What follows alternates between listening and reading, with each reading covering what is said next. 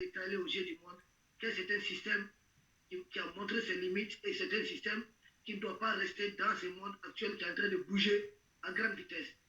Deuxièmement, la deuxième chose, pourquoi le Mali saisit le Conseil de sécurité, mais la réponse de la France, c'est quoi? La France demande une médiation.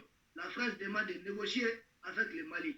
Mais pourquoi, quand la France courait demander un Conseil de sécurité sur la question libyenne, la France n'avait pas d'abord au préalable demandé à négocier avec le régime de Kadhafi?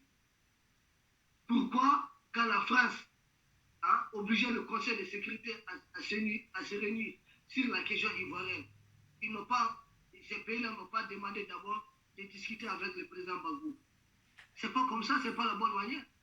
Mais c'est maintenant passer le Mali à l'épreuve, c'est là qu'il faut discuter. C'est une injustice.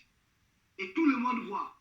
Une chose est sûre, beaucoup le disent, le monde ne sera pas détruit par ceux qui font du mal, mais le monde sera détruit par ceux qui sont capables de faire du bien et qui refusent de faire du bien, qui assistent à ce qui est en train de se passer. C'est un crime, ce qui se passe dans ce monde. Le Conseil de sécurité a été fait en réalité contre l'Afrique. La France a besoin de certaines garanties. C'est-à-dire quoi? Que le Mali diminue un peu le contenu de toutes ces accusations. Mais on ne peut pas le faire. Parce que si la France avait des preuves contre nous, ça n'allait pas fonctionner comme ça. Et il faudrait voir les conséquences de ce débat à l'ONU. C'est de cela que la France a surtout peur. Quand nous allons prouver aux yeux du monde que le terrorisme, c'est une création de la France ici au Sahel, que la France même qui s'est fait appeler en 2012, parce que l'argumentaire mis en avant par les officiels français, que nous avons été appelés au Mali. Non. 2012, le capitaine Amadou Aya Sanogo, c'était lui l'auteur du coup d'État. La France a tout fait pour que ces jeunes officiers ne dirigent pas le Mali. C'est que la France oublie. Le numéro 2 actuel du Mali, le colonel Maliki Diaw, il était un homme clé du coup d'État de 2012. Donc, ils ont appris de ce que la France a fait en 2012. La France a obligé un retour au fameux ordre constitutionnel. Et nous savons que ce sont des constitutions élaborées par la France, par les mains de la France. C'est la France qui a validé d'abord ces constitutions. Donc, quand on revient dans ces constitutions, c'est une façon de ramener un homme de la France à la tête du pays. Et c'était le professeur de Kounda Traoré. C'est lui qui a fait venir la France. Et il avait seulement sollicité l'intervention aérienne. Sinon, le capitaine Amadou Aya Sanogo, pendant que le Mali a été occupé à 2 tiers par les touristes, ils ont tout fait, il a refusé de céder à leur chantage. Il dit que le Mali n'a même pas besoin d'une intervention aérienne, que le Mali avait seulement besoin des hommes. Et les vidéos existent.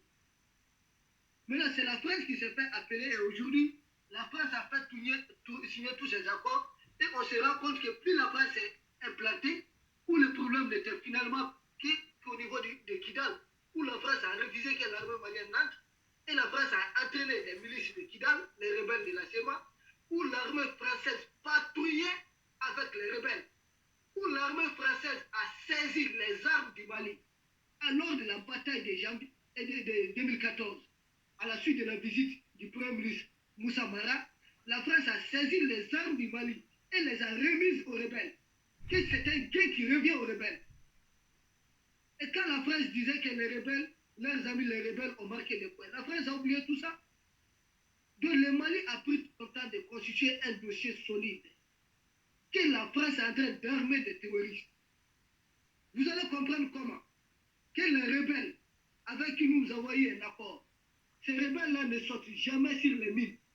Leurs véhicules ne montent jamais sur des engins explosifs. Quand ces rebelles patrouillent avec la France, il n'y a que l'armée malienne qui sort sur les engins explosifs. Vous ne comprenez pas que les rebelles avec qui la France nous a fait signer des accords sont eux-mêmes qui sont derrière ces terroristes. Parce que ce sont eux qui ont amené ces terroristes dans l'Libye. La France a peur des conséquences de ce vote. Parce qu'en réalité, les conséquences de ce vote doivent tout simplement demander le départ de toutes les troupes françaises de l'Afrique. Parce que nous allons démontrer aux yeux du monde, pas qu'au Mali, qu'en Afrique, la seule puissance qui est derrière les rebelles, qui arme les rebelles, la seule puissance qui renseigne les rebelles, qui forme les rebelles, qui contribue au recrutement des rebelles, c'est la France. On attend à gagner. Voilà, j'arrête là. Excusez-moi, voilà. Bouya, on est bon, on est très très bon. C'est une bombe. Que dis-je? Ce sont des bombes dont dispose l'État malien, les dirigeants maliens actuels. Bonjour à tous, je me présente Djoubian, c'est mon surnom sur le net. Je me veux être un panafricain très convaincu, un authentique panafricain. Je suis accessoirement seulement spécialiste de la France. Voyez-vous, là on est dans une situation, je vous dis, d'un tournant historique très très important. Et le Mali est la locomotive. Les dirigeants maliens actuels méritent notre soutien indéfectible, notre soutien à toute heure. Et ce qu'on observe, c'est quoi? C'est qu'il y a des frères africains, parce que j'écoute un peu les émissions un peu à gauche et à droite, notamment chez le frère Kofi Isaac, et il y a des intervenants, surtout des Ivoiriens, qui vont dire oui, il faut que les dirigeants maliens fassent attention, et patati, etc., etc. Non, en réalité, moi, ce que ça m'inspire, c'est quoi? C'est de se poser la question, ou en tout cas de reprendre les propos de John Kennedy, l'ancien président américain. Il avait dit une phrase, je ne sais pas si c'est de lui, mais en tout cas, moi j'ai su que c'est de lui, ça se trouve, c'est pas, lui, il a dû reprendre, mais en tout cas, moi c'est par lui que j'ai vu cette phrase-là qui est très connue, où il a dit à l'époque, un tournant de l'histoire américaine, il a dit aux Américains, il s'adressait à ses compatriotes américains, il a dit aux citoyens américains, il faut vous demander, il ne faut pas vous demander qu'est-ce que l'Amérique peut faire pour vous, mais surtout il faut vous demander qu'est-ce que vous pouvez faire pour l'Amérique. Voilà, John Kennedy, John Fitzgerald Kennedy. C'est une phrase très connue de lui. Donc moi, j'emprunte sa phrase pour l'adapter en 2022, au 21e siècle, pour parler du cas du Mali. Par rapport aux panafricains, par rapport aux non-panafricains, en tout cas aux Africains, voilà, c'est ça, de manière globale. Ou aux frères de la diaspora, voilà. C'est de dire quoi? C'est de dire aujourd'hui, au tournant où nous sommes, où nous nous trouvons, à un tournant historique pour notre histoire, pour l'émancipation, pour la libération du peuple noir. Certains ne comprennent pas les enjeux, donc c'est pour ça qu'ils prennent à la légère. Mais ça viendra. Dans tous les cas, ce que je tiens à dire, c'est faire le parallèle avec cette phrase de John Kennedy, c'est de dire, il faut que chaque Africain, il faut que chaque Noir se demande aujourd'hui, au 21e siècle, qu'est-ce que je peux faire pour le Mali? Voilà, c'est beaucoup plus honnête. Et je vous dis que ma religion, c'est la vérité et la justice. Et non pas dire, qu'est-ce que le Mali peut faire pour la Côte d'Ivoire? Qu'est-ce que le Mali peut faire pour le Bénin? Qu'est-ce que le Mali peut faire pour le Gabon? Qu'est-ce que le Mali peut faire pour le Cameroun? Qu'est-ce que le Mali peut faire pour le Tchad? Qu'est-ce que le Mali peut faire pour le Niger? Vous comprenez toute cette liste-là, la liste des aliénés, des complexés, des corrompus. Vous comprenez ma logique? Voilà. Oui, parce que c'est trop facile. J'ai bien aimé, il y a certains frères justement qui ont beaucoup de lucidité, et quand ils appellent, ils expliquent, ils disent, écoutez, on ne peut pas tout demander au Mali, il faut que nous, on aide le Mali, au contraire. Et si vous regardez mes vidéos anciennes, mes vidéos qui sont passées, je passe mon temps à expliquer que les colonels au Mali, ils ont besoin d'aide. Et il se trouve que quand je prends le cas de la Côte d'Ivoire, il n'y a pas seulement la Côte d'Ivoire, mais bon, moi étant originaire de la Côte d'Ivoire, même si je suis au premier plan d'abord panafricain avant d'être ivoirien, contrairement à certains qui n'ont rien compris. Voilà. En apparence, ils font le malin, mais ils n'ont rien compris. Ceux qui ont compris, c'est ce qu'ils vont dire d'abord, je suis un Africain, d'abord, tout d'abord. Et ensuite, on va s'amuser après. Voilà. Vous comprenez? Bon, donc je dis quoi? Je dis, ils passent leur temps à être très exigeants avec les dirigeants maliens. J'avais voulu finir à ça, mais je vais commencer avec ça. En fait, c'est par exemple la visite qu'a rendue récemment le vendu d'Amiba, là, le président du Burkina Faso, qui se connaît très bien avec, les colonels là-bas au Mali, puisque, voilà, il paraît qu'il avait été sur les terrains de bataille avec eux. Enfin, ils se connaissent, voilà. Ce sont des gens qui se connaissent, donc voilà. Tout s'explique, on va dire. Donc, c'est vrai que beaucoup de gens disent de se méfier. C'est vrai, c'est vrai. Bon. Parce que ce gars-là, on sait maintenant que lui, il est envoyé par la France, avec des intermédiaires comme Alassane Ouattara et Blaise Compaoré qui est assis en Côte d'Ivoire. Donc, tout s'explique. Et donc, ce gars-là, il n'est ni plus ni moins qu'un envoyé de Blaise Compaoré de Ouattara, donc de la France-Afrique. Voilà. Et donc, les gens se disent de se méfier. Mais, il faut aussi comprendre que les dirigeants maliens, ils sont avertis. Ah oui, et ce sont des professionnels. Et vous comprenez bien qu'ils sont dans un champ comme ça, politique, où c'est pas aussi évident que ça. Donc, moi, je suis sûr que nous autres, qu'est-ce qu'on fait? On ne fait que des hypothèses, tout naturellement. Parce que ceux qui sont qui ont les manettes en main, eux, ils ne sont pas dans des hypothèses. Ou ils ont des hypothèses, mais ils en savent beaucoup plus que nous. Donc, nous qui sommes à l'extérieur, là, très loin, on ne fait que faire des hypothèses. Et ces hypothèses-là peuvent être avérées bonnes ou mauvaises. Voilà. Mais ce qui est sûr, c'est qu'il faut leur accorder un certain crédit, il faut leur accorder une certaine confiance. Pourquoi? Parce que, regardez là, en peu de temps, en moins de 2 ans, ce qu'ils ont pu faire, et quand je fais toujours, je dis j'aime bien les bilans, moi, j'adore les bilans. Ben oui, parce que ça permet d'être fixé, de savoir qu'est-ce qu'on a fait de bien, qu'est-ce qu'on a fait de mal, sur une période donnée, voilà. Il y a des gens qui sont au pouvoir depuis 40 ans pour Paul Biya, au Cameroun. Demandez à Paul Biya quel est le bilan. Alassane Ouattara, c'est vrai que ça fait 11 ans qu'il est au pouvoir en Côte d'Ivoire, demandez-lui quel est le bilan, sachant qu'il a commencé à, j'allais dire, embêter la Côte d'Ivoire ou les pays africains depuis, les années 90, c'est-à-dire précisément 92-93, puisque sachez que, ceux qui l'ont oublié, il a participé de très près, hein, directement à la dévaluation du franc CFA, voilà, suivant son parcours, j'allais dire professionnel, puisqu'il est un banquier, il a travaillé à la Banque mondiale, notamment au FMI, vous comprenez? Bon, donc ce monsieur, c'est un homme du système de la France-Afrique, du système de l'impérialisme, vraiment sans discussion possible, voilà, c'est incontestable. Donc, on voit là des gens qui disent, oui, voilà, je commence à être un peu à me méfier des dirigeants maliens parce qu'ils ont reçu... Non, non, calmez-vous, voilà. Et c'est à cause de tous ces gens-là, je leur dis, écoutez. Et puis il y a un frère qui a bien parlé, il a dit, mais non, mais attendez, vous, allez-y, enlever Alassane Ouattara, vous qui êtes ivoirien, vous qui êtes du Niger, allez enlever Bazoum, vous qui êtes du Sénégal, allez enlever Macky Sall, vous qui êtes du Cameroun, allez enlever Paul Biya, puisque le Mali a réussi à faire partie d'Ibeka. Donc faites de même. Et c'est ainsi que vous allez aider, comment dire, collectivement, le peuple malien à, à en finir avec la France-Afrique, à en finir avec l'impérialisme, à en finir avec le colonialisme, très clairement. Sinon, si on ne fait pas ça, on est profondément malhonnête, ou alors on n'a rien compris. Voilà, dans ce cas-là, quand on a compris, on écoute les gens qui ont compris. Voilà, n'importe quoi. Donc la suite, c'est quoi? C'est la libération des 3 mercenaires. Voilà, il y a 3 femmes là qui ont été libérées, hein, sur les 49, donc maintenant il en reste 46. Bon. Donc aussi pareil, ça fait polémique en disant oui, pourquoi ils les ont libérés et tout. Moi-même personnellement, c'est vrai que ça m'avait surpris, mais je n'étais pas choqué par contre. Il y a une différence entre surpris et être choqué. Il y en a qui étaient choqués. Hein. Mais pourquoi? Mais parce qu'il faut chercher à comprendre toujours, puisque nous sommes dans des hypothèses. Bon. De mon point de vue, je me dis qu'en réalité, il se trouve que les dirigeants maliens, ils sont dans... Vous ne pouvez pas imaginer la difficulté pour eux. Hein. Moi, je l'imagine cette difficulté. C'est pour ça qu'il faut analyser à froid. Et d'ailleurs, j'allais oublier l'expression, c'est quand j'étais petit, en Côte d'Ivoire, par exemple, on disait la vengeance est un plat qui se mange froid. C'est-à-dire que par rapport à tout ce que M. Ouattara a pu leur faire, notamment, rappelez-vous, les sanctions économiques, les sanctions, les blocus et tout ça, hein, pendant plus de 6 mois. Vous voyez? Et puis qu'est-ce qu'il y a d'autre encore? Il essaie de les déstabiliser, il essaie d'en finir avec eux, de les tuer. Voilà. Ils en sont conscients, tout ça. Faut pas croire, hein. Ils en sont conscients.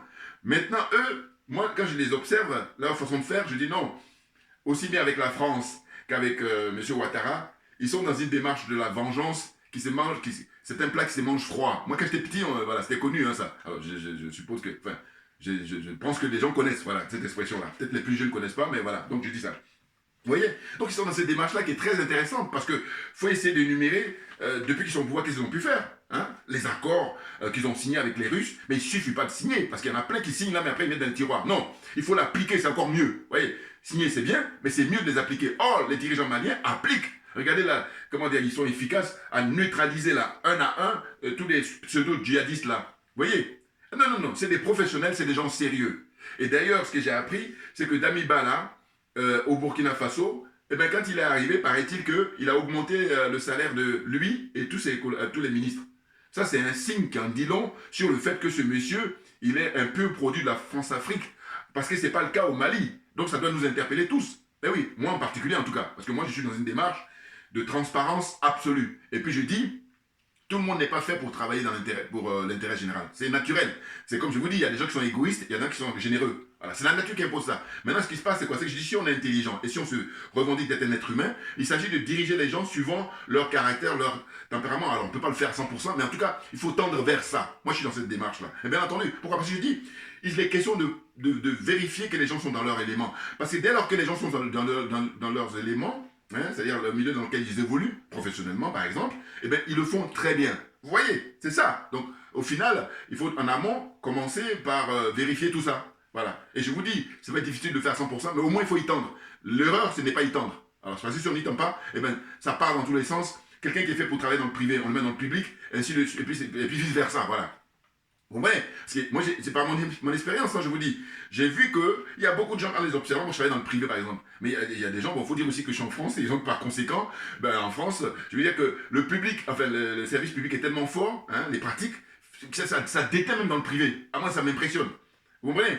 Bon, il y a avantages et inconvénients, mais là, il se trouve que toujours, il faut chercher un juste milieu. Vous comprenez? Donc, ce que je vais dire, c'est que là, on est dans une situation où il y a des frères, là, qui sont à exiger beaucoup plus des dirigeants maliens, alors qu'ils vont préserver leurs chouchous. Je pense aux gens qui soutiennent. Je pense à Conan Bédier, je pense à M. Gbagbo, par exemple, ou à Paul Biya, ou je ne sais qui encore. Vous voyez?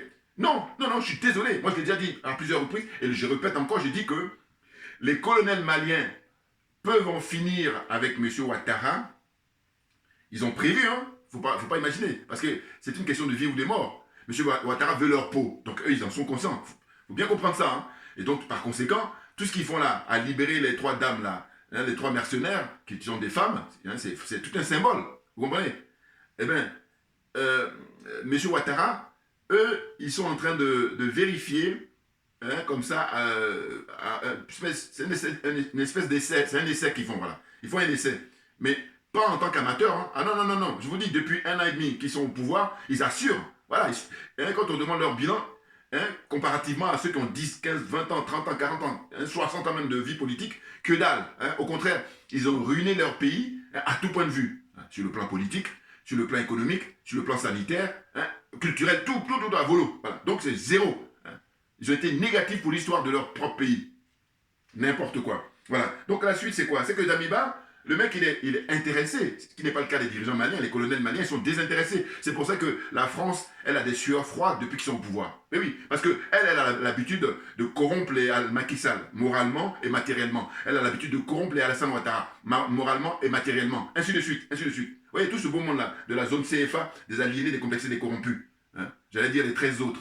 Parce que le président d'Afrique centrale, enfin, le président Touadéra, hein, de République centrafricaine, et bien lui aussi, il est un peu dans la tendance des dirigeants maliens. Voilà. Vous comprenez? C'est-à-dire des gens qui viennent pour servir l'intérêt général, qui viennent pour servir l'intérêt du peuple. Hein. Là, il a un petit peu de mal, là, le pauvre République centrafricaine, parce que lui, il a joué vraiment démocrate. Hein. Alors qu'on sait très bien que avant lui, on faut remonter pour faire de l'indépendance. Pardon, excusez-moi. Oh là là, voilà, c'est ça. Là, c'est les aléas.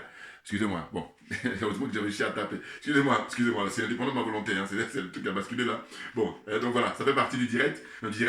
J'enregistre, hein, je préfère. Comme je vous dis, je ne peux pas faire de live pour l'instant parce que j'estime que je n'ai pas assez d'abonnés. Hein.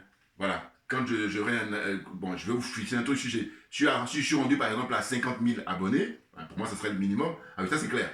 Là, je pourrais faire du direct. Mais avant ça, non. Je préfère enregistrer, puis après, je balance ça sur YouTube. Voilà. J'espère que je me fais comprendre.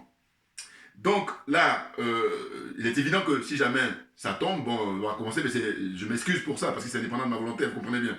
C'est la première fois que ça arrive, parce que là, le truc, il est pas bien tenu. Voilà. Bon, progressivement, j'essaierai de faire ce que je peux. Mais on a la pêche et on lâche rien parce que nous sommes très, très motivés. Parce que je vous dis, comme je dis d'habitude, je dis que on lâche rien parce que c'est nous qui avons raison. Et le peuple malien ne lâchera rien parce que le peuple malien a raison. Les colonels ont raison. C'est clair. Voilà. Donc la suite, c'est quoi? C'est que, pour ne pas oublier, c'est la grande manifestation qui est prévue pour le samedi prochain, hein, dans quelques pays, par la diaspora africaine en général et la diaspora ivoirienne en particulier. Il s'agit de revendiquer, d'exiger, que dis-je, la libération, hein, de tous les prisonniers politiques en Côte d'Ivoire. Très clairement, pas de négociation possible. Ils doivent être immédiatement libérés. Et d'ailleurs, ce qu'on nous a dit, c'est quoi? C'est qu'on a dit que M. Ouattara, le 6 août dernier, 6 août 2022, il s'était prononcé à la veille de la fête de la pseudo-indépendance, là, qu'il allait libérer 2. Mais même les 2, il les a même pas encore libérés un mois après. Enfin, oui, parce qu'on est en septembre, là. Hein, aujourd'hui, on est le 4 septembre. Eh bien, il ne les a pas encore libérés. Mais vous voyez le mépris qu'il a, ce monsieur. Je vous dis, lui, quand je l'observe, il fait partie des gens, quand je dis, ils ont juste l'apparence d'être humains, mais ce ne sont pas des êtres humains. Soyons d'accord, voilà, pour qu'on puisse avancer. Donc voilà, hein, on a toutes les preuves que M. Ouattara, il est indéfendable. Enfin, bon, je pense à lui, j'oublie très rapidement lui. Mais par contre, c'est ceux qui le soutiennent, c'est ça que je ne comprends pas.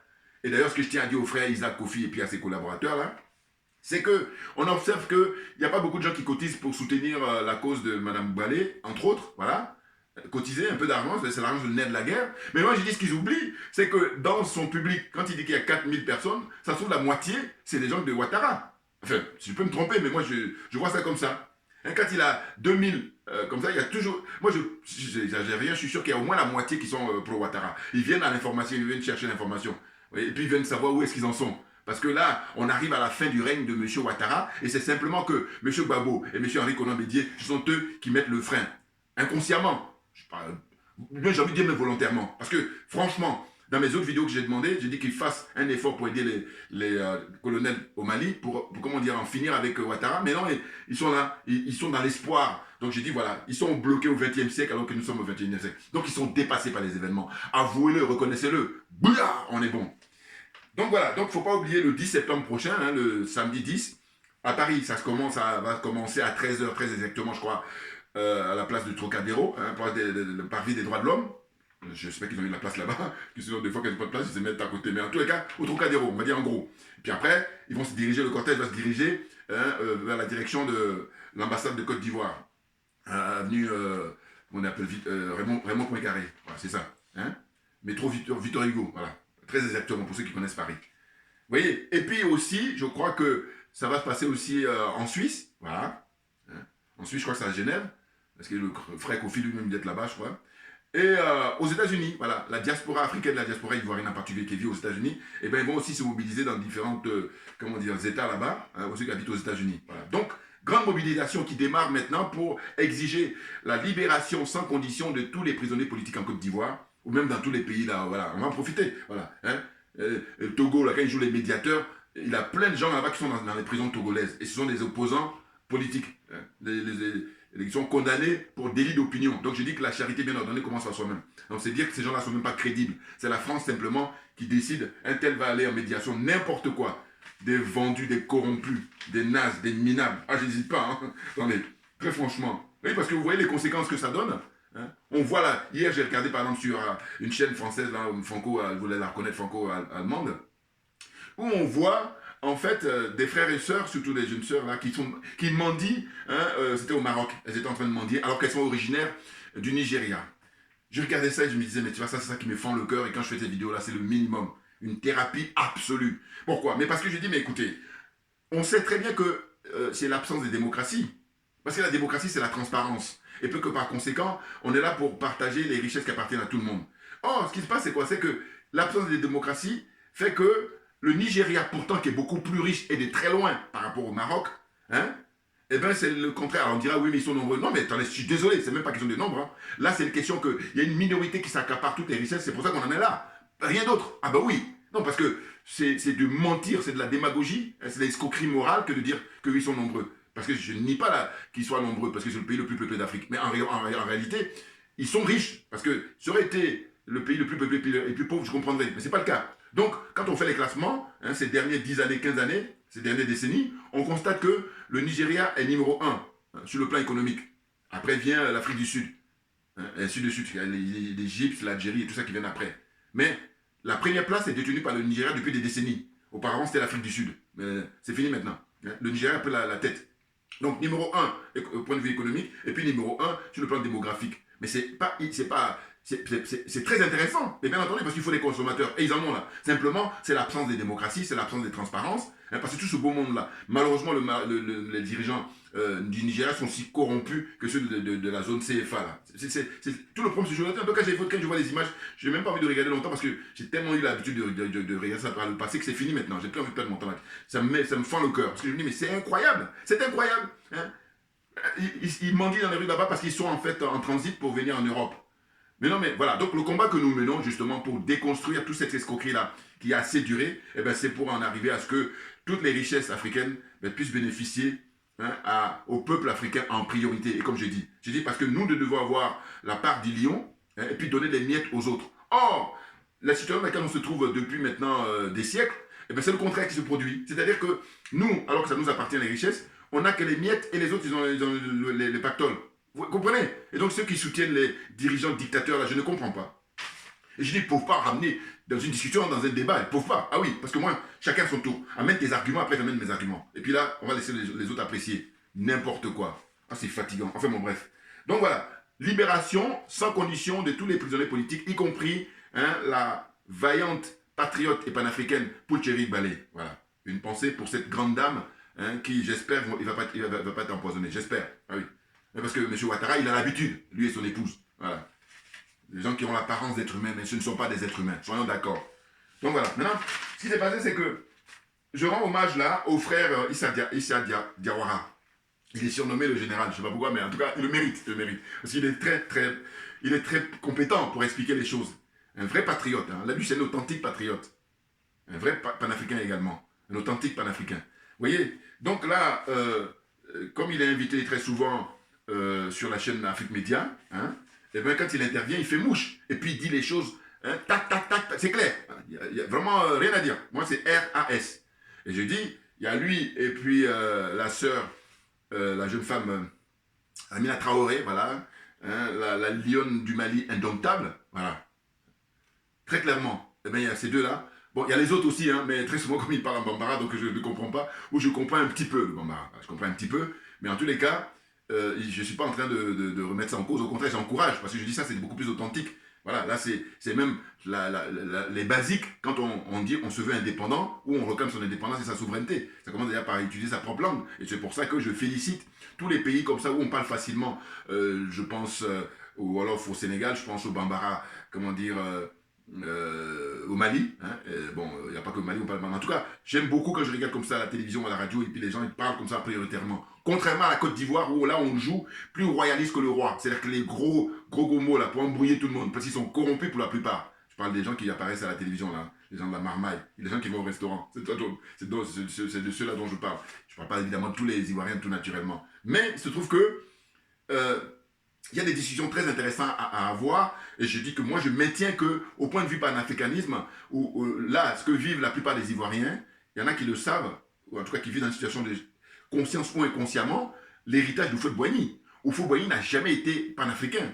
Ah, bien entendu, parce que en fait, c'est là aussi la discussion est ouverte. C'est-à-dire qu'au fond, pour eux, ils définissent Houphouët-Boigny comme un panafricain, comme c'est les Camerounais qui vont définir Paul Biya comme étant panafricain, les frères là, de l'Afrique Média. Alors que je dis non, autant j'approuve vos compétences, hein, vos connaissances et tout ça, mais en revanche, dire que Paul Biya est un panafricain, non, zéro. Là, vous êtes hors sujet. Pareil pour Houphouët-Boigny. Parce qu'au fond, c'est quoi? C'est que pour eux, quand ils disent que Houphouët-Boigny est panafricain, c'est parce qu'à l'époque, Houphouët-Boigny, qu'est-ce qu'il a fait? Il a laissé venir, en tout cas, il a invité, hein, il a même mis à l'aise tous les pays, les ressortissants des pays d'Afrique, même d'ailleurs, pour dire.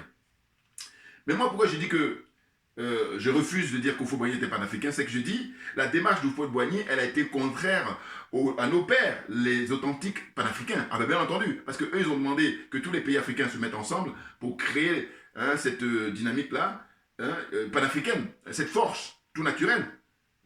Et Houphouët-Boigny a refusé, puisque, rappelez-vous toujours, c'est les deux écoles, l'école de Casablanca, où se trouvaient nos pères, et puis Houphouët-Boigny et Senghor se trouvaient dans l'école de Monrovia, qui eux sont francophiles, voilà, ils adorent la France, la France c'est elle qui doit tout décider. Voilà, donc faut arrêter, et du coup je pense même que les Français l'ont instrumentalisé pour fonctionner ainsi. Parce que regardez, est-ce qu'on a la paix là? Vous êtes en train de chialer pour dire oui, ce serait bien qu'on fasse comme au Mali, mais il y a des basiques. Ah oui, et il est question aussi de faire preuve de transparence, d'autocritique, et c'est la meilleure façon pour qu'on puisse s'en sortir. Or là, si vous êtes dans le déni, si vous êtes pour dire que oui, c'est nous qui avons raison, non mais n'importe quoi, moi je vous dis, je mets au défi quiconque dans ces discussions, parce que je dis, rien que simplement, vous prenez ma vidéo, et puis celui qui est contre ce que je dis là, qu'il fasse lui aussi sa vidéo, et puis on va voir le nombre de vues. Et quand je dis le nombre de vues, qu'on le partage sur tous les réseaux, parce que moi je suis très fair-play moi, mais il y a des gens, ils sont pas fair-play. Eh oui, ça m'intéresse pas, j'ai pas le temps, Assimi Goïta. Bouya, voilà, on avance. Vous voyez, donc le frère Issa Diawara, franchement, un big up, hein, parce qu'il est vraiment excellent à chaque fois quand il intervient. Et là, j'ai dit ce qui est regrettable, c'est qu'il y en a beaucoup là qui minimisent alors qu'ils ont des postes importants. Parce que le Mali, avec le dossier dont ils disposent, mais ils en finissent avec la France-Afrique. Ils en finissent avec l'impérialisme. Ils en finissent avec le colonialisme. Maintenant, ce qu'il faudrait, c'est que justement, les frères de la diaspora, que tu sois du Niger, que tu sois du Cameroun, que tu sois du Gabon, que tu sois du Togo, que tu sois du Congo-Brazza, ou les deux Congos même, Congo-Brazzaville ou Congo-Kinshasa, hein, ces deux Congos-là, que tu sois des Comores, parce que les frères du Comore, je les oublie souvent, enfin, en tout cas, quand je compte les 15, ils sont là-dedans. Bon, eh bien, ce qu'il faudrait, c'est aller acculer les opposants dans vos pays, et puis les dirigeants surtout, pour dire, mais écoutez, vous faites quoi? Le Mali, ils sont en train de déposer un dossier pour nous libérer, pour sauver des vies. C'est pour ça que j'ai dit, mais je vais souvent en parler de ça, parce que j'ai dit, on a la solution, on a la vérité. Et comme je dis que ma religion, c'est la vérité et la justice, je dis, bon, quand on ne sait pas, on ne sait pas. Mais une fois qu'on sait, j'ai pas envie de perdre mon temps. Il y en a beaucoup là qui font exprès parce qu'ils sont dans le cynisme. Et puis ils ont du temps après. Moi, j'ai pas le temps. Voilà, c'est clair. Vous voyez? Donc à partir de là, je dis, voilà, ces jeunes gens-là sont très brillants, sont très honnêtes, sont des intègres, des hommes intègres. Eh bien, ils ont constitué toutes les preuves pour mettre l'impérialisme, le colonialisme et la France-Afrique à nu. Donc très clairement, il faut les soutenir à mort et puis comprendre leur démarche. Et les soutenir, c'est justement aller dire à nos dirigeants, aux dirigeants des différents pays là, comme Macky Sall, d'ailleurs il était envoyé Macky Sall pour aller calmer les Maliens. Vous vous rendez compte? Vous vous rendez compte? Et la ministre, comment dire, sénégalaise des Affaires étrangères, Madame Tall, que pour la première fois que je l'avais vue, cette dame, c'était dans un documentaire Bamako, rappelez-vous, avec la grande dame Aminata Traoré, voilà, l'ancienne ministre. Bon, eh bien, elles ont joué dans un documentaire là, et c'était par rapport à dénoncer la France-Afrique et puis tout ça, la colonialisme, tout ça. Bon, alors on me dira, oui, mais c'est une fiction, enfin bon, oui, je sais pas. Bon. Mais le problème, c'est quoi? C'est que là, quand je parle toujours de corruption, mais cette dame, elle est corrompue. Bon, alors elle, en l'occurrence, elle n'est pas originale, c'est clair. Mais elle parle tranquillement comme ça dans les interviews en disant, oui, on va tout faire pour empêcher le Mali de déposer les preuves. Mais vous rendez compte? Mais qu'est-ce que c'est que ces gens-là? On est à l'heure d'Internet, on est à l'heure des réseaux sociaux, et là, et puis pareil, j'ai dit, mais je pense à leurs héritiers, je pense à leurs amis, à leurs connaissances. J'ai dit, vous vous rendez compte? C'est-à-dire que là, le Mali a toutes les preuves que la France est responsable des tueries. Hein, parce que c'est elle qui aide les djihadistes, là, les rebelles soi-disant, tout ça. C'est elle qui les aide. Là, le Mali a un dossier béton. Maintenant, la difficulté, c'est qu'on est en pleine hypocrisie internationale. Très clairement. Ah bah oui.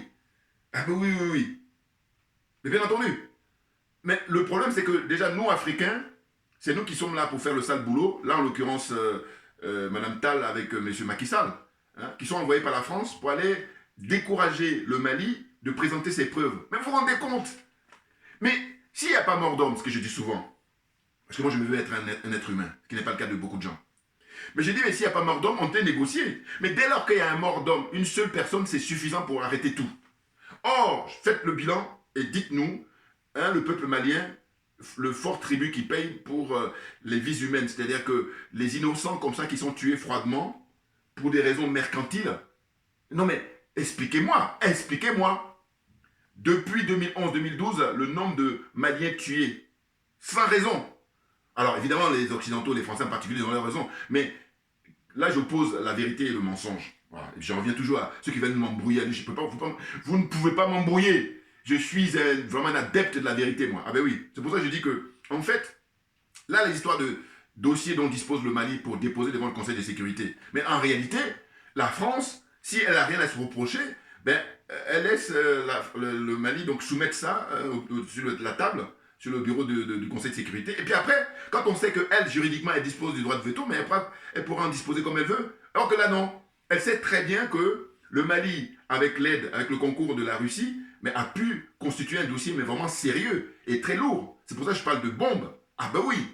Maintenant, les dirigeants maliens, je vous dis, ils sont dans une démarche de... Ce que je me rappelle quand j'étais môme, on disait, la vengeance est un plat qui se mange froid. Et du coup, ils vont agir avec dextérité. Ils ont commencé là. Regardez là, sur 49 Zozo, là, les mercenaires qui sont allés arrêter en Côte d'Ivoire là. Eh bien, ils ont libéré 3 femmes. C'est tout un symbole. Mais là, ils sont là pour observer. Et puis... Je disais tout à l'heure, je n'ai pas fini mon explication, c'est que je dis, il faut bien comprendre leur situation, elle est difficile, parce qu'il y a une communauté malienne très importante en Côte d'Ivoire. Vous comprenez, hein, les liens très forts entre ces pays-là, qui sont un seul pays, une seule région, c'est que lors de la conférence de Berlin, voilà, ils ont fait les partages. Et puis il y en a d'autres qui bombent le torse en disant, ouais, moi je suis ivoirien, non mais attends, calme-toi, parce qu'en fait, hein, la Côte d'Ivoire, le Burkina Faso, c'est un même pays, voilà. C'est ça, je dis, mais tous ces gens-là, il y en a qui inconsciemment sont pro... De toute façon, j'étais en Côte d'Ivoire, pour moi, il doit y avoir 80% ou 90% hein, des gens qui sont, comment dire, oufouettistes. Ah oui, il y en a qui sont oufouettistes déclarés, voilà. Puis il y en a d'autres, mais inconsciemment, ils le sont. Parce que par leurs attitudes, moi, je le définis comme ça. Moi, je suis pas oufouettiste. Je dénonce au contraire, je dis, le combat que nous sommes en train de mener, c'est lui qui nous a mis dedans. Voilà. Et dire ça, c'est le début pour des discussions, pour pouvoir avancer. Sinon, autrement, on tourne en rond ou alors on fait du déni. Et ça ne m'intéresse pas. Ah oui, n'importe quoi. Donc, les notes que j'ai prises, alors, j'ai essayé de mélanger un peu entre ce qu'a dit le frère Diawara, qui est très brillant, hein, très éloquent, hein, et puis très perspicace et très... Enfin, il est simple dans ses explications, et puis c'est concret, voilà, il est honnête, voilà, c'est surtout ce qui m'attire chez lui. Un homme intègre, hein, voilà. Ce qu'il dit est très clair, c'est fluide, donc on comprend très facilement. Donc, alors, ce qu'on nous dit, c'est par exemple 19 pays africains exigent un siège au Conseil de sécurité. Alors, normalement, on peut avoir, normalement pour l'Afrique avec 54 pays, ou 55, je ne sais plus, mais... tantôt on nous dit 55, tantôt on nous dit 54, bon on va rester sur 54. Mais En fait, l'Afrique noire mérite beaucoup plus. Mais la question, c'est quoi qu'on doit se poser aujourd'hui? La question, c'est, est-ce qu'il faut avoir une place pour la forme, il faut avoir pour le fond? Voilà, discussion, réflexion. Moi, je me dis qu'en fait, dans l'état actuel des choses, comme on sait que la plupart des pays ne sont pas indépendants, souverains, encore moins ceux de la zone CFA, eux, c'est ceux qui détiennent le pompon au point de vue soumission, au point de vue servitude volontaire. Compte tenu de ça, j'ai dit, mais vous imaginez, si on donne une place au Conseil de sécurité, que c'est M. Ouattara ou M. Macky Sall pour représenter le Sénégal, mais vous êtes sûr que là, on est là juste pour la forme, parce que ces gens-là, ils vont toujours voter pour faire du blocage, faire le sale boulot, voilà. Et du coup, on va continuer éternellement à insulter l'intelligence de l'Africain. Je dis que l'Occident, la France en particulier, insulte l'intelligence des Africains depuis des siècles et ils entendent le perpétuer. Et moi, personnellement, comme je refuse qu'on insulte mon intelligence, faire ces vidéos, c'est le minimum. Retenez-le bien. Donc, 19 pays, avec l'Algérie, tout ça qui demandent... Moi, je dis d'accord, mais à condition que ce soit des gens qui soient, comment dire, intègres. C'est-à-dire qui vont vraiment défendre les intérêts de l'Afrique. Parce que les 5 pays-là, qui sont les membres permanents, c'est-à-dire la France, c'est-à-dire l'Angleterre, c'est-à-dire la Chine, la Russie et les États-Unis, eux, quand ils mettent leur veto, ils défendent leurs propres intérêts. Alors qu'on va amener des corrompus là-bas, à siéger, et puis, au lieu de défendre l'intérêt de l'Afrique, ils vont défendre les intérêts des Européens ou de je ne sais qui encore, ou des Américains. N'importe quoi, n'importe quoi. Voilà. Donc, on a aussi appris qu'il y a le Japon, voilà, qui plaide... là, en 2022, voilà, bizarrement, le Japon plaide pour un siège de l'Afrique au Conseil de sécurité. Bon, oui, en fait, les gens nous considèrent même comme des prostituées, enfin, parce que tout le monde vient et puis ils jouent les bons offices et tout. Et moi, je vais vous dire, le Japon, quand j'observe toujours par mon bon sens, je me dis, mais voilà un pays qui est très puissant économiquement. Mais ils sont sous la dominance américaine. Maintenant, comme moi, je n'ai pas de problème avec les complots, je me pose des questions sur ce qui est arrivé au Japon par rapport à, vous savez, l'explosion qu'il y a eu là, il y a quelques années. Ah oui, oui, oui. Ah, oui. Ah, moi, j'ai pas de problème avec ça, parce qu'il y a des gens qui sont obligés de faire des salamalek pour dire oui, je ne suis pas complotiste. Mais non, retenez-le, je me dis, je me fais un plaisir, parce que je dis, c'est là où j'ai dit concours d'honnêteté intellectuelle. Les complots sont inhérents aux relations humaines. Voilà, je la fais court. C'est tout. Comprenne qui peut, comprenne qui veut. Donc c'est pour dire quoi? C'est pour dire qu'en fait, je me suis dit, mais comment ça se fait que le Japon, là, ils viennent jouer, ils viennent plaider pour l'Afrique? Je me pose des questions, mais très légitimement et très justement. Hein? C'est très juste. C'est-à-dire qu'au fond, on se dit, mais attendez, plaider pour vous-même? Les Africains vont plaider pour eux? Comment ça se fait que... Donc c'est louche, c'est très louche. Bon, en fait, voilà, c'est étrange. Et puis en même temps, c'est amusant parce qu'au fond, ceux qui n'ont pas compris, c'est difficile, mais nous autres qui avons compris, bien entendu que moi je trouve ça amusant. Ça, je dis, mais c'est quoi votre problème? Allez-y, vous débarrassez des Américains et puis après revenez nous voir. Parce que pour l'instant, ce sont les Américains qui dictent votre truc là-bas. Même si c'est vrai que par rapport aux pays africains, vous êtes développés. Ça c'est sûr, ça c'est sûr. Mais je vous dis, le cas du Japon, ce qui m'a marqué, c'est l'explosion qu'il y a eu là-bas de centrales nucléaires, machin. Parce que je me suis dit quoi? Je me suis dit, mais attendez, ça aussi c'est mon bon sens. Et puis dans les commentaires, ceux qui sont à la visée, essayez de me donner des précisions. À l'époque, je me suis dit quoi? Je me suis dit, mais attendez, on sait très bien que le Japon, géographiquement, par rapport à leur situation, eh ben, ils sont soumis à des difficultés, enfin, au niveau naturel par rapport au séisme et tout ça. Bon, c'est connu, tremblement de terre, tout ça. Mais j'ai dit, mais normalement, pour moi, un pays comme ça, mais il ne devrait pas mettre en avant les centrales nucléaires. Mais oui, c'est mon bon sens. Mais je vous dis qu'il y a parlé il y a quelques années, quand il y a eu, je ne sais plus si c'est Fukushima ou je ne sais pas, voilà. Je ne comprenais pas. Voilà. Et là, c'est du bon sens. Et je dis, je me fais aider très souvent par mon bon sens. Parce qu'il y a l'honnêteté intellectuelle. Hein, voilà, ça se joue là-dessus. Ah bah oui, très clairement, très clairement. Voilà. Donc la suite, c'est quoi? C'est que je dis que le Japon, voilà, ils sont envoyés par les Américains pour essayer de, comment dire, nous blaguer, pour parler en termes trivial, hein, pour nous flatter, pour voilà, insulter notre intelligence d'une certaine façon. Voilà, très clairement. Parce que je dis, pour moi, aujourd'hui, au moment où on parle, un pays africain qui pourrait siéger au Conseil de sécurité, ce serait le Mali. Ah oui. Oui, parce qu'en peu de temps, regardez ce qu'ils ont fait. Parce qu'il y en a d'autres, ils ont là l'éternité et puis ils branlent rien. Même ils font le contraire. Voilà, ils font le sale boulot pour les Occidentaux. Donc à partir de là, comment voulez-vous que ces gens-là, on leur donne le poste? C'est vraiment encore pire même parce que les Occidentaux encore, on peut ne pas avoir de, comment dire ça, de doute, à savoir qu'ils nous veulent du mal. Mais là, qu'est-ce qu'ils font? Ils sont tellement malins et puis leur jeu est naturel. D'ailleurs, comme on dit, diviser pour régner, c'est vieux comme le monde et puis ça va toujours être. Maintenant, il faut avoir l'intelligence de comprendre justement le jeu. C'est ça. Et donc je dis que ils vont mettre un Barack Obama, et on s'est fait la quenelle, on nous l'a glissé. Hein. Ah, là, j'y vais. Une quenelle, mais très profonde. Voilà, je sais qu'ils vont me reconnaître maintenant. Enfin, bon, bref. Bon, on y va. Donc, ce que je dis, c'est quoi? C'est que, ou alors les Kofi Annan qu'ils ont mis à l'époque, enfin, retenez bien que tous les Noirs, les Africains, non-Africains, en tout cas les Noirs qu'on met dans les différents postes là, c'est juste pour flatter nos égos, les égos des gens qui n'ont rien compris, ça c'est clair, et puis faire diversion. Parce que ces gens-là, très souvent, vous allez observer qu'ils n'ont aucun pouvoir, ils sont là juste pour la façade. C'est-à-dire qu'une noire ou un noir qui vont nommer à l'OMS et tout ça, c'est de la connerie, parce qu'ils n'ont pas de pouvoir. Le pouvoir est détenu par des gens qui sont là, ils sont là pour protéger les différentes firmes, là, les multinationales. Voilà, c'est de ça dont il s'agit. Donc là, on est en 2022, on a l'heure d'Internet, on a l'heure des réseaux sociaux, il faudrait que beaucoup de frères et sœurs comprennent ça. Voilà. Et puis je dis que on est à volonté, tu es chez toi tranquillement, tu passes et tu repasses. Voilà. Parce qu'à un moment donné, tu vas comprendre. Peut-être pas tout, mais en tout cas, tu vas comprendre un peu l'essentiel. C'est déjà pas mal, pas mal. Et donc la suite, c'est quoi? C'est que, faut-il avoir un siège au Conseil de sécurité? Bon, ça, c'est des notes que j'ai prises, je vais aller très vite parce que c'est en train de passer là des minutes. Donc j'ai posé la question, ça c'est moi qui avais rédigé, faut-il avoir un siège au Conseil de sécurité pour la forme ou pour le fond? Voilà ce que j'ai dit tout à l'heure. Dans l'état actuel des choses, je dirais qu'un siège au Conseil de sécurité pour un pays africain serait pour la forme. Quand on pense à Alassane Ouattara, Macky Sall, Bazoum, Patrick Talon, tout ça, Damiba et consorts, puisque tous ces dirigeants, ces pays sont les dignes représentants de la France, voire de la France-Afrique et de l'OTAN. Voilà. Vous voyez, donc à partir de là, c'est pas possible. C'est pas la peine d'avoir un siège là-bas. Si c'est pour donner ça, voilà, ça c'est vraiment se foutre de notre gueule. Enfin, excusez-moi. Donc le pays africain qui pourrait siéger, comme j'ai dit tout à l'heure, au Conseil de sécurité, doit être indépendant, doit être souverain en toutes circonstances. Voilà, comprenez-le bien. Donc j'ai dit, quand on sait que la CEDEAO, l'Union africaine et autres sont financés par l'Occident, l'Europe et la France, on comprend très vite les limites. Ben oui. Voilà, donc ça c'est la première page qui part. Ensuite, qu'est-ce que j'ai dit? J'ai dit, bon, le Mali passe par la Chine, ça c'est ce que disait le frère Issa Diawara, pour la saisine du Conseil de sécurité. C'est normal puisque c'est la Chine qui préside actuellement le Conseil de sécurité, parce que c'est à tour de rôle. Vous voyez? Mais il précise que les liens avec la Chine sont anciennes, puisque le président Modibo Keïta avait encouragé tous les gouvernements successifs qui venaient après lui, même ceux qui ont fait le coup d'État avec Moussa Traoré, il leur a dit, il a insisté en disant qu'il fallait que le Mali garde de très bonnes relations avec la Chine. C'est très important. Vous voyez? Donc déjà le président Modibo Keïta, celui dont les dignes fils sont en train de porter sa mémoire là actuellement. Voilà, c'est ça dont il s'agit. Parce que c'est lui qui a initié l'indépendance, la souveraineté du Mali. Et les Français n'ont jamais supporté.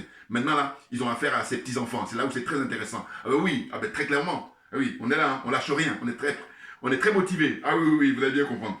C'est le pays qui pourrait l'aider. Voilà. Ce que disait déjà Modibo Keïta à l'époque, rappelez-vous, dans les années 60, il disait ça, c'est des gens qui ont pris le pouvoir, et il dit, surtout n'oubliez pas d'avoir des très bons rapports avec la Chine. Voilà, parce que c'est important. Déjà, dans les années 60. Et à l'époque, la Chine n'était pas la puissance qu'elle est aujourd'hui. Donc c'est dire que ces gens-là, c'était des vrais génies. Ah ben oui, très clairement.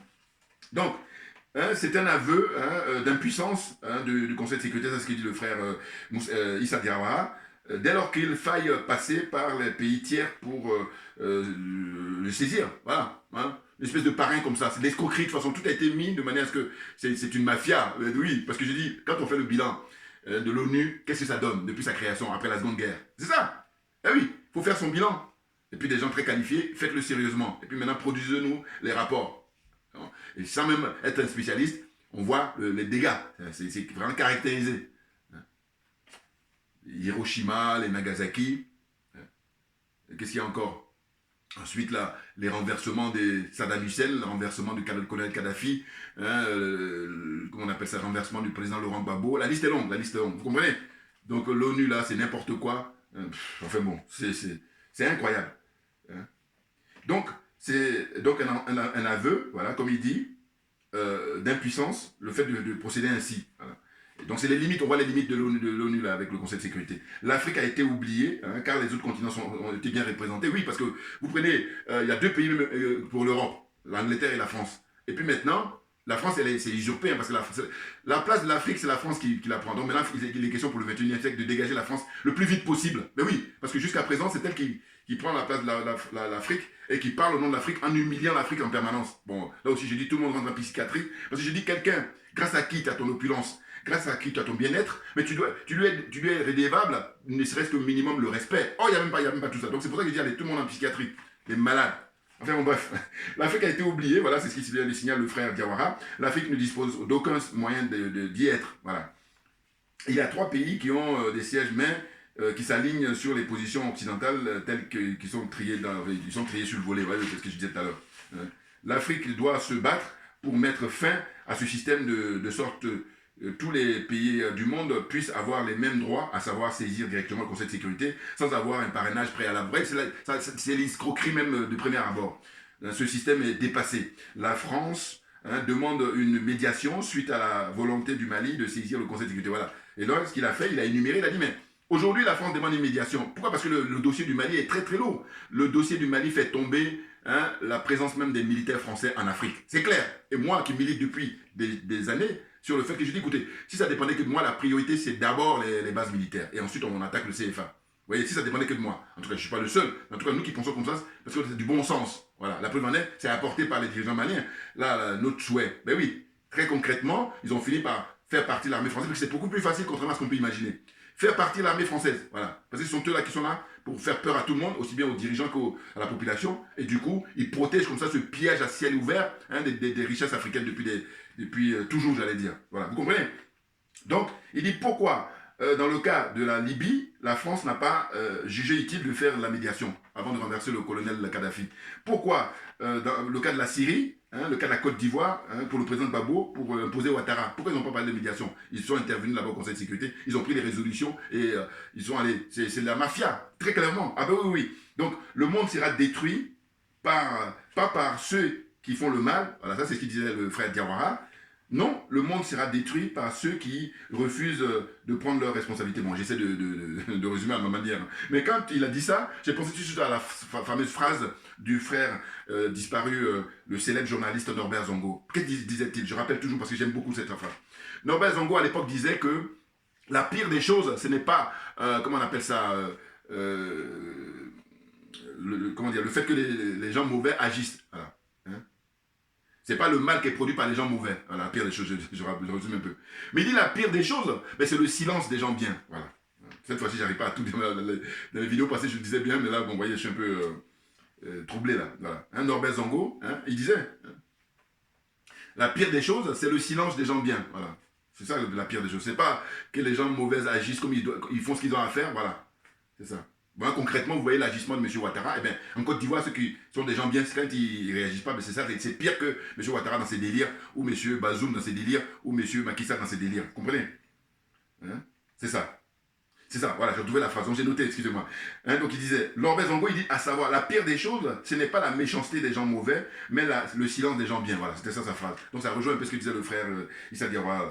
Voilà. La France a besoin de certaines garanties. Elle demande que le Mali diminue, voilà, le nombre de ses griefs, le nombre de ses accusations et des preuves dont disposent les dirigeants maliens. Voilà. La France demande ça. C'est-à-dire qu'elle dit, bon, d'une certaine façon, si vous voulez bien diminuer le nombre de critiques, le nombre d'accusations, là, n'importe quoi. Non, Nini, là, je dis qu'on a tellement rêvé que les dirigeants maliens sont en train de réaliser quelque chose qui est énorme. C'est-à-dire que la fin de la France-Afrique, la fin de l'impérialisme, la fin du colonialisme et la fin surtout de l'installation de toutes les bases militaires françaises en Afrique. C'est ça, le dossier malien. Voilà. Donc il y a du boulot, les gars. Et puis, on n'a pas à perdre du temps parce que, voilà, je dis, on a compris. Voilà. Donc la suite, c'est quoi? Il est impossible d'accepter les demandes de la France, ce qu'il le ferait ça, il a tout à fait raison, concernant les médiations qu'elle souhaite. Il s'agit pour le Mali de prouver aux yeux du monde que c'est la France qui est responsable du terrorisme au Sahel depuis des années. Très clairement. Vous vous rendez compte?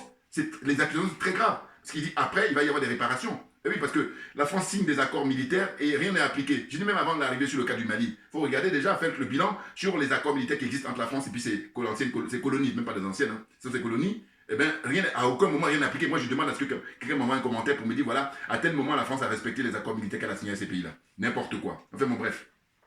Donc, il faudrait voir les conséquences de ce débat à l'ONU. Et c'est surtout ce que la France redoute. Ah oui, là, elle fait tout là, parce que s'il y a un débat qui est mis sur la table du Conseil de sécurité, ben, les dirigeants maliens vont pouvoir justement montrer aux yeux du monde tout ce que la France a fait depuis qu'elle est installée là-bas au Sahel. Voilà. Avec toute l'armada. Regardez le nombre de militaires, et puis regardez les milliards qui sont dépensés pour tuer les êtres humains. Ces gens ont l'apparence d'êtres humains, mais ce ne sont pas des êtres humains. Soyons d'accord, c'est clair. La France demande et exige souvent le retour à un ordre constitutionnel. Donc il expliquait, or nous savons que ce sont les constitutions élaborées par les... Maintenant moi, ce que j'ai ajouté, il faut vous rappeler, le président, Idriss Déby, il avait dans une interview, il avait dit qu'ils m'ont obligé, il dit j'en pouvais plus. Il dit non, donc ils ont modifié sa constitution à l'époque pour qu'il reste sur place. Vous voyez, Là, vous le retrouvez facilement aussi sur YouTube, hein, une interview comme ça de Idriss Déby. Voilà, donc ça m'a fait penser à ça.